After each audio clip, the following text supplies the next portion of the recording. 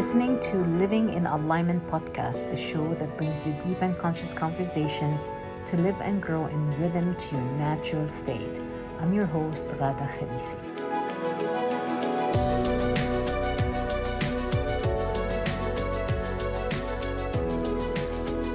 Whatever traumatic past we have had, we know at some point that in most cases, counseling or therapy can help us heal and feel better. But who to turn to and what to look for? In today's episode, we tap into EMDR therapy with guest expert Dania Dbaibo and talk all about EMDR, which stands for eye movement desensitization and reprocessing. We talk about EMDR facts and history and the healing power of this therapeutic modality.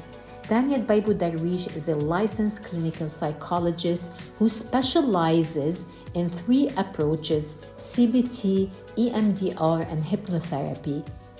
She is also a certified professional coach specializing in life, career, relationship, and positive psychology coaching. She is also an EMDR accredited consultant and a mentor coach who supervises trainees in both domains. Thank you for being with us. Grab a glass of water and I'll be right back with Dania. Dania, welcome to our show, Dania. I'm really honored to have you on our podcast today. It's so amazing how our path crossed again. And I knew you since AUB and when I lived in Beirut 25 years ago. And also, of course, I've been seeing your amazing work.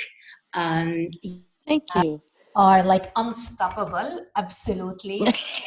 And just amazing, like you continue to show up, to learn, to evolve, and and how you show up also to serve in the world. Like for me, you're someone who always says yes to life, and I admire and respect. So I'm gonna stop talking about introduce yourself to our listeners and to tell us about you, about your background, and how you came across EMDR therapy. Yeah, first of all, it's a pleasure of mine, really, to be with you today and to spread the knowledge about EMDR. I come from a business background. I worked for years in marketing and sales. Then I shifted careers. I earned my master's in psychology and I had my training. I am now a licensed clinical psychologist. I specialize in CBT, EMDR, and hypnotherapy. And at the same time, I'm a certified professional coach from the ICF. I focus on life, career, relationship, and positive psychology coaching. I do one-on-one work in my private practice. I taught for years at AUB and LAU psychology as an instructor in psychology. And then I'm focused now on my private practice. I do training in groups, and I work mainly in one-on-one. I founded the Lebanese Coach Association some 11 years ago. I was the founding president, which became now the International Coach Federation Lebanon Charter Chapter. I served as a board member in EMDR Lebanon Association. I was the vice president, and I also served as a board member in the Lebanese Psychological Association. So I'm very active in professional associations. This is the first year I decided to be just a member. But I came across EMDR some maybe 8 years ago. I had my training in it, and I evolved into becoming an accredited EMDR consultant, meaning I supervise those who are earning their certification as EMDR therapists. I'm also a mentor coach, and since I was introduced to EMDR, I was fascinated by it because it is very efficient and it has long-term effects. And I'm a strong advocate of EMDR, which stands for eye movement desensitization and reprocessing. Amazing, Dania. I know like your journey with all this has been really very rich. And I know you just mentioned only the highlights of your training and expertise. And I know you've done many, many trainings that add to your Yeah. experience and how you show up.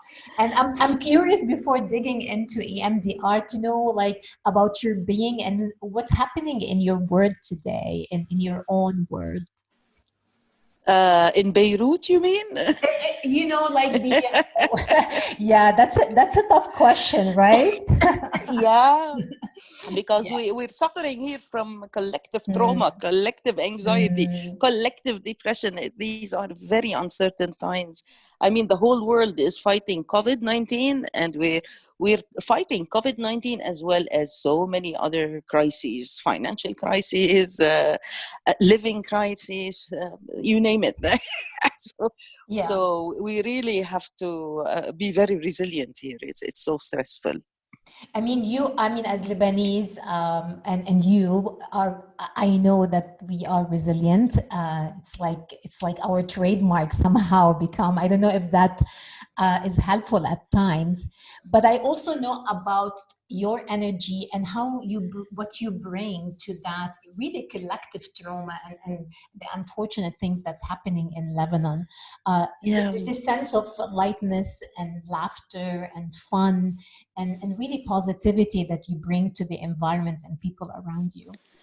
Yeah, it's a coping mechanism, Ghada. Yeah, we have two choices, either to suffer and whine or to keep going, moving forward and take things with as much lightness as possible. I mean, my latest certification was in laughter yoga. I'm a certified laughter yoga because I thought it suits me well. It does, laughter brings a lot of health benefits on the psychological level and on the physical level. So sometimes I do cope with just laughing things out. I mean, I Yeah, don't like the alternative of depressing about things for a long time. I give yeah, that some space. There are yeah, times when I'm really sad about what's going on, really anxious, but I decide to shift gears because I'm in this line of work where I need to be empowering others. So yeah, I work yeah, hard on self-care yeah, just to be yeah. able to bring this energy and empowerment to my community. And yeah, that's what you mentioned, like self-care is important in Yeah. nurturing that. And it's not something maybe some people think that as coaches or people in this industry of psychology and counseling that they are immune to that. It's really showing up with the practice to take care of yourself daily. Yeah, yeah. We're often advised, or else we would suffer compassion fatigue. As mainly psychologists, clinical psychologists, we deal with a lot of people who are in pain. So it has a Yeah, spillover effect yeah. on us. So we are trained to take care of ourselves and to release the negative energy we absorb throughout our days. So yeah, Yeah, absolutely. I another mean, huge topic. yeah, you know, I down Dania compassion fatigue, and this requires another episode. So I wrote it down. Yeah, It's such an interesting topic, yeah, but it is. I'm gonna take you to the EMDR therapy and explain to our listeners who have no idea what that means. Yeah, EMDR stands for eye movement, desensitization, and reprocessing. It's an approach to therapy that uses bilateral stimulation of the brain. At first, it was through eye movement. We move the brain, the left hemisphere and the right hemisphere, the emotional brain and the intellectual brain simultaneously, left, right, left, right, left, right, because this was found something we go through at night when we go through REM sleep. It's one of the stages of sleep that's called rapid eye movement. We start moving our eyes left, right, left, right, left, right. And it was found that this is the time at night that our brains are very active. And there's a lot of activity, but we have sleep paralysis. So this movement turns out to be the healing time for our emotional problems. Meaning, if someone dies, the first while you'd be really emotional, very sad, grieving, that the emotions would be intense. But a month later, 2 months later, things change. They say time heals. It's not really the time that is healing you. It is your brain working at night to make you release these emotions. It's the time when you are trying to solve your problems, processing whatever you go through. If you're studying something, it's the time to put things in the long-term memory. Explains the high brain activity. So EMDR were discovered by accident by Dr. Francine Shapiro in the late 80s, where she was diagnosed with cancer. She went out for a walk, a 1-hour walk, and when she returned to her office, she realized that she is no longer distressed about the news of her having cancer. When she retraced back what she did, she remembered that during her walk, she was moving her eyes up, left, right, left, right. And this is when it dawned on her that there is something about this eye movement, and she started the research about it. So with time, the research started documenting that this eye movement is very efficient in releasing traumas, in desensitizing people from the aftermaths of having a PTSD or post-traumatic stress disorder. So any stressful life event you go through, maybe you would go through a natural healing phase, you would recover from it, but there are times that your brain gets too overwhelmed and it cannot deal with what went on. So this is when we tell the client, remember what happens, and we start inducing this eye movement. The client starts becoming more connected to positive things that were disconnected before we start the processing of the trauma. And eventually there is a lot of release from the body. The emotions sometimes get stuck in sensations in the nervous system, and you have not processed an event when you recall it, and you feel a negative charge in your body. So when we do EMDR, this negative charge, this discomfort you feel in your body gets released. And we know we have successfully resolved processing the trauma when you're able to recall what happened and it doesn't cause any discharge in your body. You feel okay. Yeah.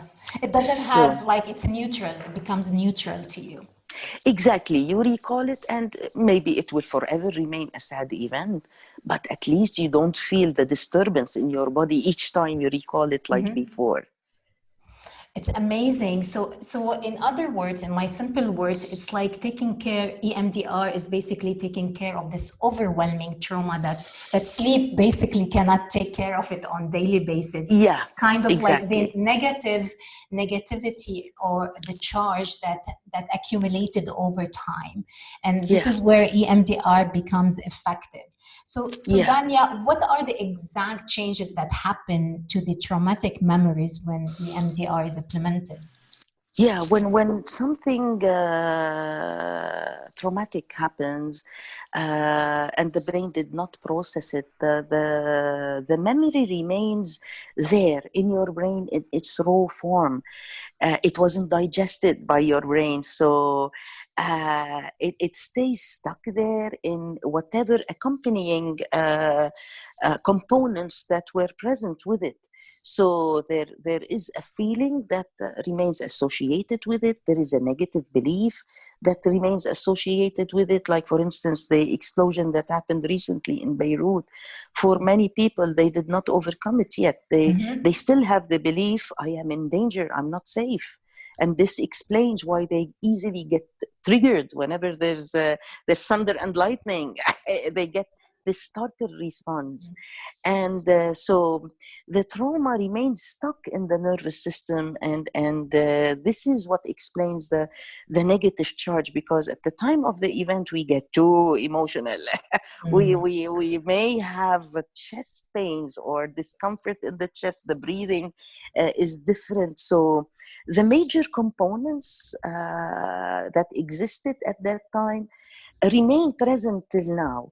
When we do EMDR, when we induce this bilateral stimulation to the brain, it releases the emotions. And there are a lot of ways to explain it. If we go through neuroscience, the bilateral stimulation decreases the activity of the amygdala, which is the alarm in our limbic brain, the midbrain. It is set on every time you are in danger. So just recalling the memory sets the amygdala on, but the bilateral stimulation makes this activity subside. And with time, the trauma gets processed, digested, and this is when I mentioned you recall it, and it no longer disturbs you. So at first it was thought that the eye movement makes the brain process the trauma, but later on, when the research continued, they realized any form of bilateral stimulation to the brain, if I tap on your shoulders, right shoulder, right, left, right, left, right, left, it stimulates the brain similarly, left, right, left, right, left, right. So the emotional brain connects to the intellectual brain, and the processing is established. We use auditory tones sometimes, also bilateral stimulation. We use tactile stimulation, and Ghada, you're an athletic person. When you go on a treadmill and you're thinking about a problem and you're running or walking fast, it induces your brain to work on the problem, which explains the processing that happens, because many athletes, they wouldn't give up that hour of exercise because they end up resolving so many of their problems and release their emotions through this activity of walking or running or any form that stimulates their brains as such. Yeah, it's amazing. It's amazing how it works, and make me think also about when you said the light left and right, and integration of the emotional brain with the right brain, and which made me think of things like tactile movement of any body sensations, or things like tapping, or things. Sometimes I use it with my clients as a mental fitness exercise, which is connecting the right and the left brain somehow. Is that kind of similar to what it is? It is. Yeah. We often equip clients with relaxation techniques that involve this tapping, slow movement of tapping on the chest, like a butterfly hug, for instance. It is so relaxing. The slow movement enhances whatever good experience you're undergoing. The fast bilateral stimulation releases negative emotions. Yeah, and I think I've seen you, like doing workshops and on stages, doing a lot of that requires body movement and just like, stimulating the body sensations. And you're amazing in that. Yeah, thank you. Yeah, that requires another. I mean, yeah. Yes, yeah. But before I want to ask you the other questions, I'm intrigued to maybe stop a bit and maybe give more examples of like kind of traumas. And like, I know you mentioned the Beirut explosion.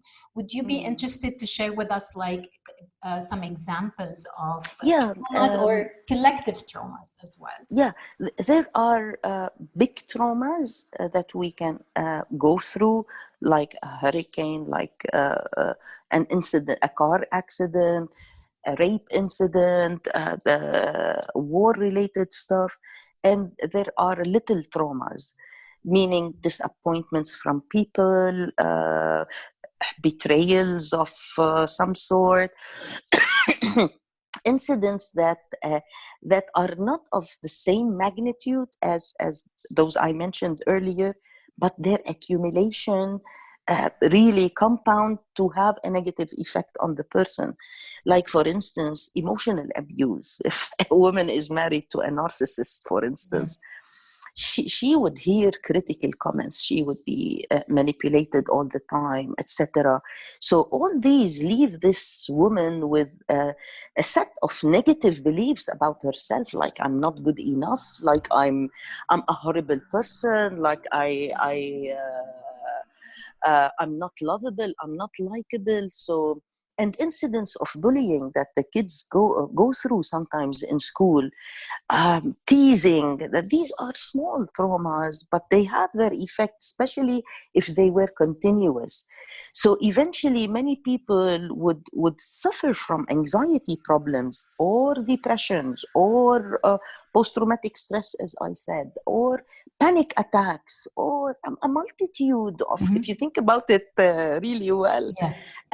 we mainly, our mental health is compromised by the events we go through and during our lives. And it's like many times we continue carrying heavy baggage on our shoulders psychologically that affects how we deal with others, that affects our performance. I mean, this belief system, we often talk as coaches about limiting beliefs.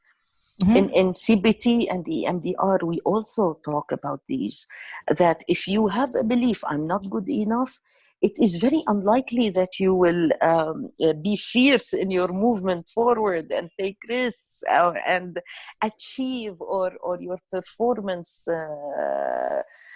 will suffer if you have this kind of belief. While if you have a belief, I am confident, I have power, I am very smart, I am lovable, it makes our whole approach to life different. We move confidently towards achieving whatever we want to achieve. So this is mainly what we focus on during EMDR: discover what the negatives beliefs are and dig back to the root causes. What are the events that caused us to have this belief? For instance, I'm unlovable. Many times when we dig, we discover the relationship with the parents wasn't good, relationship with students. So many times we require, for clients who want to undergo a comprehensive self-work, we tell them, just bring us a timeline of all your life events with its good memories and your bad memories. And note, write down only the bad memories that when you think about now, you still feel the negative charge in your body, you still feel discomfort, because these eventually are behind the continuous negative belief system we carry about ourselves. It's amazing, the healing power of EMDR. Yeah, It's just like yeah, healing the traumas and its impact on our mental health, on our belief yeah, system, on how we show up in the world, on our yeah, relationships as well. And I'm sure there's a tons around work and career around that affect, our leadership and our career as well. definitely. Yeah, so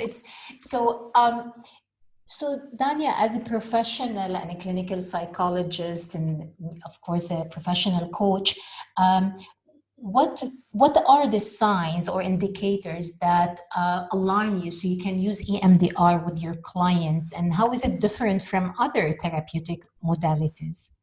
Yeah, you know what? My brain thinks EMDR now. So whenever, because we start, whenever I meet with a client, as they're talking, my brain is processing, trying to find what is leading to what. When a client presents, we don't say what's wrong with you, we say what happened to you. So as they are narrating, they're presenting problems and linking to it their life story. For instance, in my mind, I conceptualize the case about what led to what led to the client's negative experience now. This is how my brain now works, because the EMDR has these fascinating results that if you dig for the root causes, you would have different results. But this is not what I choose. Because I have several approaches, I just give the options to my clients. If they're coming for coaching, I do not suggest therapy work. If they came for therapy, I hate to call it therapy, I just rather call it, if they have a psychological problem, they're coming for counseling. I explain that I have these three approaches, and many times I use a lot of CBT before starting EMDR work, because EMDR has phases. So the first phase is history taking and stabilization and preparation. We provide clients with a lot of tools to regulate their emotions before delving into traumas. So it is always the client's agenda. What is it that they want to work on? I have these options and I give it to them. Internally, I feel, I hope they choose EMDR because it's fast, it's efficient, and it has long-term effects. So given these choices, it's up to them what to use. But really lately, I've been using a lot of EMDR with clients, and they love it. They tell me, oh my God, this is magic. Yeah, and because as you said, it looks like really fast and work long term as well. Because you really dig into or heal the root causes and go to the bottom of the trauma or the issues. Yeah. Yeah. So Dania, would you like to walk us through like what happens in the EMDR therapy session? Just like a highlight of how a session look like for people who usually like really hyper vigilant and hyper rationals. Yeah, the first few sessions, as I mentioned, are typical of trying to know the client. What are their problems? What are their resources? Equip them with more resources to help them deal with upsetting emotions, for instance. The stage where we want to move to processing memories become more or less similar in ensuing sessions. For instance, once we have the specific stressful life events that the client wants to deal with, the sessions become more structured. Meaning we get the memory, we get the components of the memory in terms of the worst image that the client, if he recalls or she recalls, it triggers this discomfort in their system. They focus on that image, and we get the negative belief that comes with it. We get the alternative positive belief that they would like to have instead. We get the emotion, the feeling they are, the kind of feeling they are experiencing as they recall that image. And finally, we get to assess on a scale from 0 to 10 how much that image or that memory disturbs them now. And once they have this, the number, let's say 7, we ask them, where do you feel it in your body? And if they say, for instance, I feel it in my chest, my chest makes this tension, we start the eye movement or other forms of bilateral stimulation. So it's like, and we go through sets. Each set is like 30 seconds, for instance. And each time we stop, we ask the client to report what they noticed.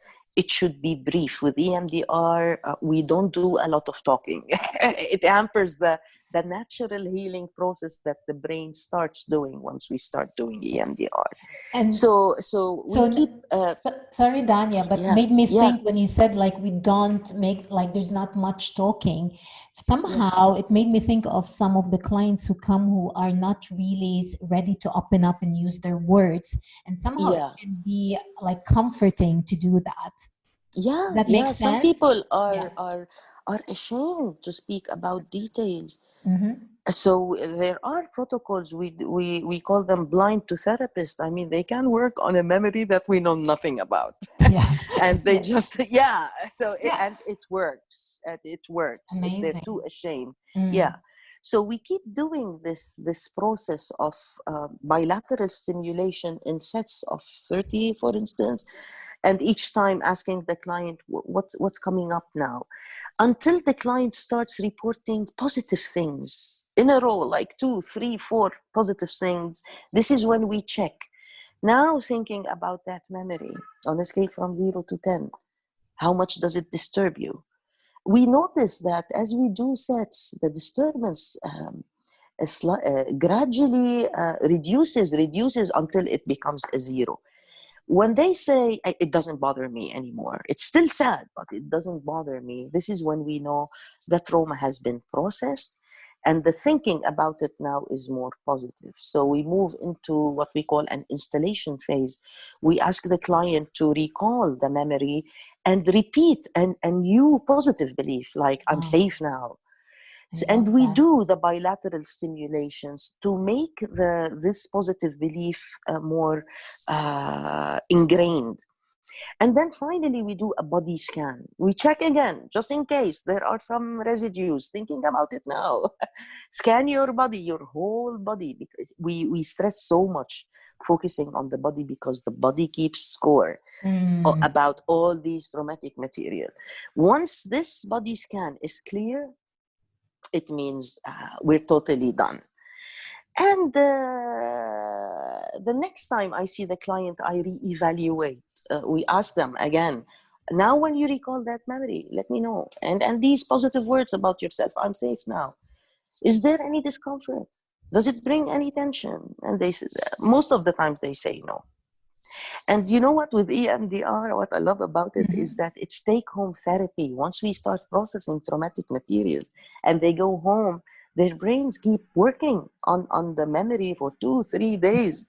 So we often Cleansing, you ask, mean? yeah, Cleansing. yeah, yeah. Yeah. Sometimes we end the session with a disturbance of 4, for instance, but they come the next time and we ask them about the memory and they say, "Khalas, it no longer bothers me.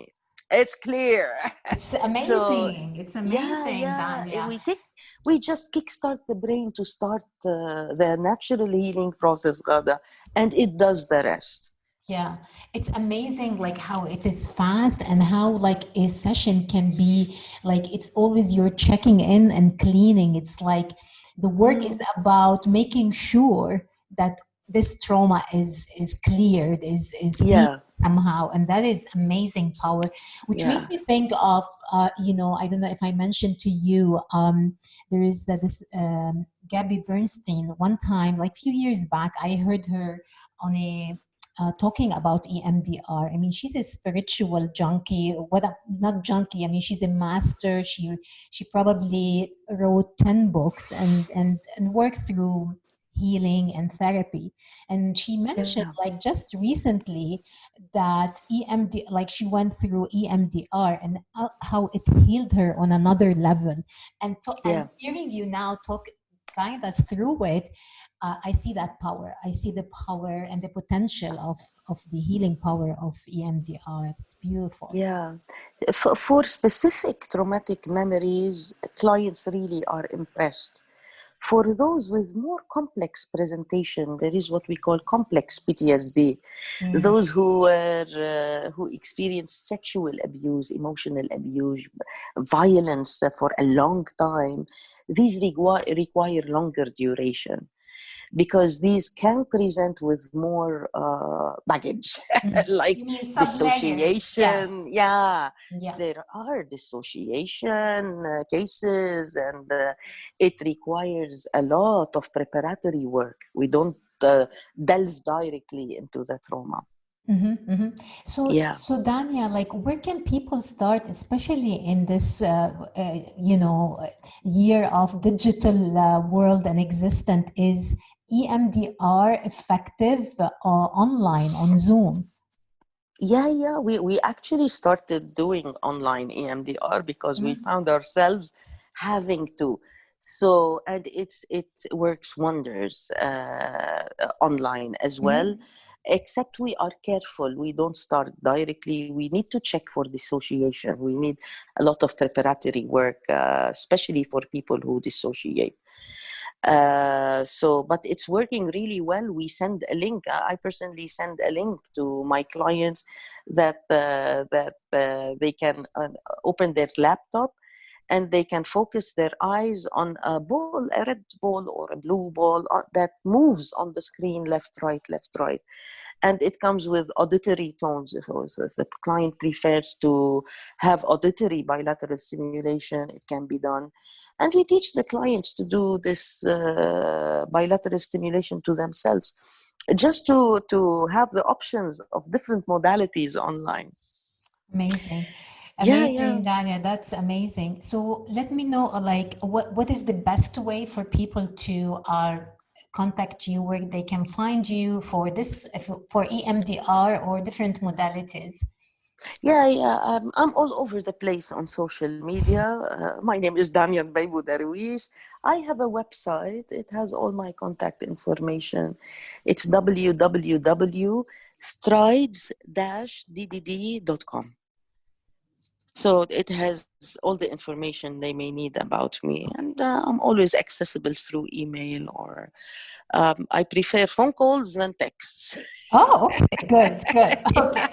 Okay, we'll make sure, I'll make sure to have all the links on the website and on social media when we Okay. the episode, hopefully next week. And Dania, before we sign off, though, it's so enriching and it's amazing and so fulfilling to be with you and listen to you and hear your experience and, your expertise. Thank So you. before we sign off, what does living in alignment mean to Dania? Living in alignment, for me, it means you are actually living your life according to what you value most. There is a lot of conflict that can ensue if you don't live according to what you cherish most, or the guiding principles in your lives. For me, I do value humans and helping humans. So I find myself, I'm really ecstatic at what I do. I love what I do. So professionally, I think I'm living the life I really want. And I enjoy it. It's draining sometimes, but it's so rewarding. Yeah, we talked about the compassion fatigue, right? So Yeah, I know that yeah. but Dania, listening to you and watching you over the years and also knowing you, like, the word that comes to me about the way you live your life is embodiment, really. So you embody what you preach and you walk the talk, as they say. Yeah, thank you. Yeah. So again, I really appreciate you spending the time here, and thank you so much, Dania. You're most welcome. Thank you, Ghada, for this beautiful initiative.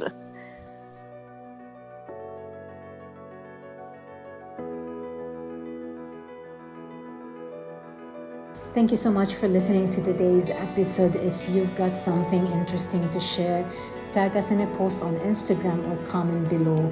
We'd love to hear about your takeaways. I'd be grateful if you head up to iTunes and give us a rating. Also, who do you know can benefit from today's episode? Pay it forward, share the link. Thanks for listening. This is Ghada Khalifeh signing off.